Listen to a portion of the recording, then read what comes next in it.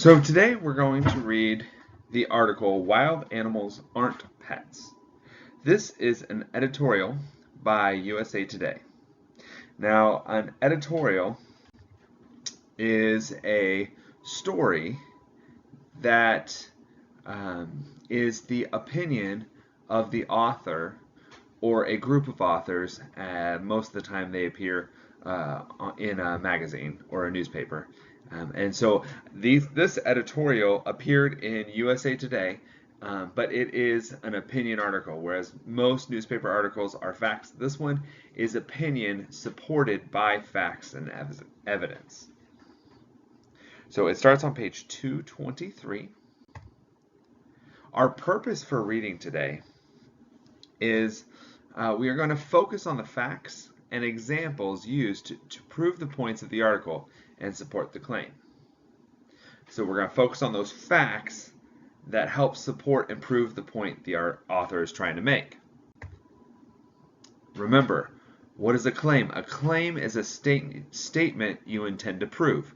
Your evidence is what you use to prove that claim or prove that statement. And so we're going to be looking at what evidence and examples do they use to try to support their claim. All right, let's begin. Wild animals aren't pets. In many states, anyone with a few $100s and a yen for the unusual can own a python, a black bear, or a big cat as a pet. For $8,000, a baby white tiger can be yours. Sometimes wild animals are even offered free. Siberian tigers looking for a good home read an ad in the Animal Finder's Guide. Until recently, few people knew how easy it is to own a wild animal as a pet, or how potentially tragic. So we're going to stop there for a minute. In that first section, I want you to look at that. And on your paper, I want you to answer the question, what is the claim of this article going to be? And how do you know that is the claim? So I want you to pause the video and look through that section one more time on page 223 and tell me, what is the claim of this section?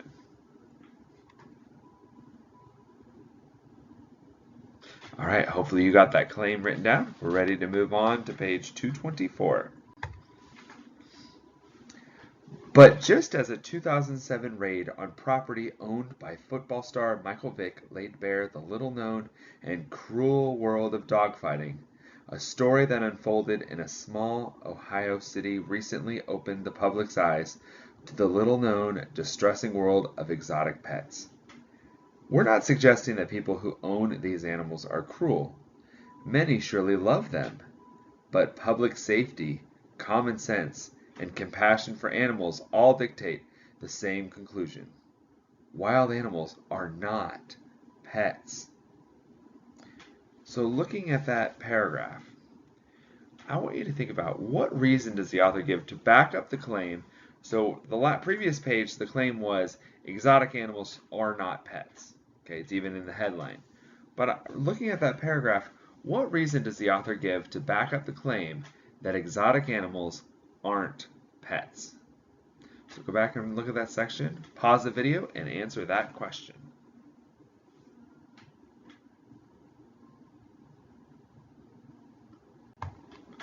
All right. If that weren't already obvious, it became more so when collector Terry Thompson opened the cages on his Zanesville farm, springing dozens of lions, tigers, bears, and other wild creatures before killing himself. With animals running loose and darkness closing in, authorities arrived with no good choices to protect the public. They shot all but a handful of the animals as the nation watched, transfixed and horrified. Owners of exotic animals claim they rarely maim or kill. But is the death rate really the point? Wow, those are a lot of examples of how exotic animals can be very dangerous. So I want you to describe how one of those examples on this page supports the claim. Remember, the claim was on the first page. Describe how one of those examples supports that claim. Pause the video and write down that answer.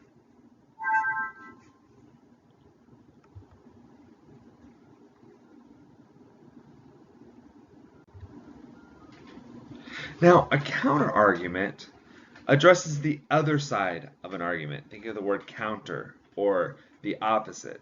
Okay? So a counter-argument addresses the other side of an argument. So when you're thinking of an argument, think about if you were arguing with someone, what would the other person be saying? And you try to prove why, yeah, the other side may say this, but this is why they're wrong. So if you look at the last two sentences on this page, those are the counter argument.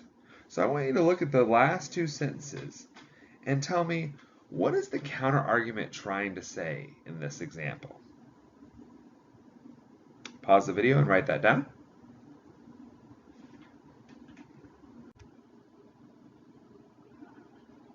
We're picking up at the top of page 225.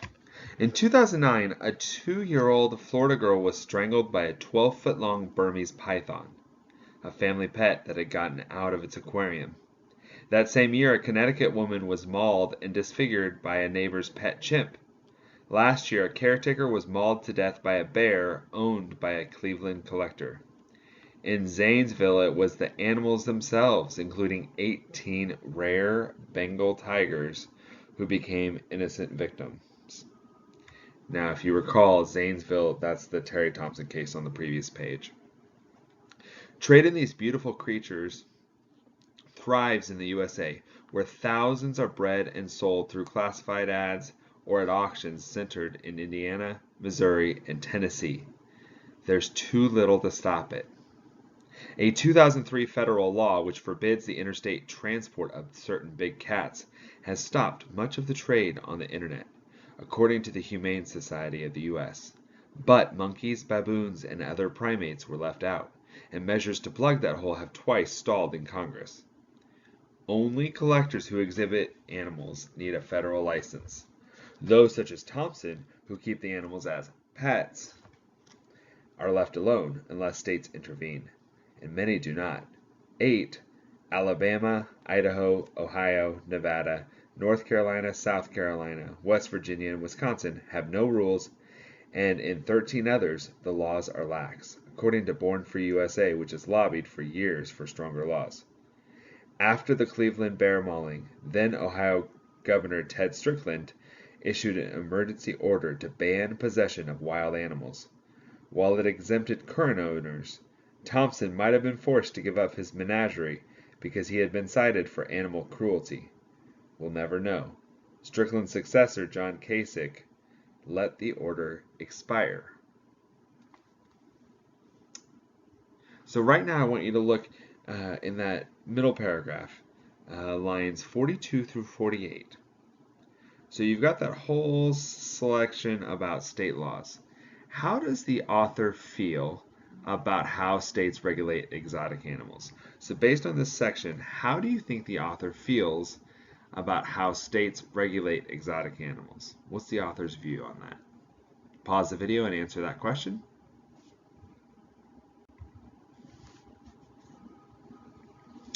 Now looking at that section again, do you think those lines clearly support the claim? Why or why not? Is that still talking about why animals should or should not be owned as pets? Pause the video and answer that question. Now, that is the end of the article, so I want you to answer this one final question.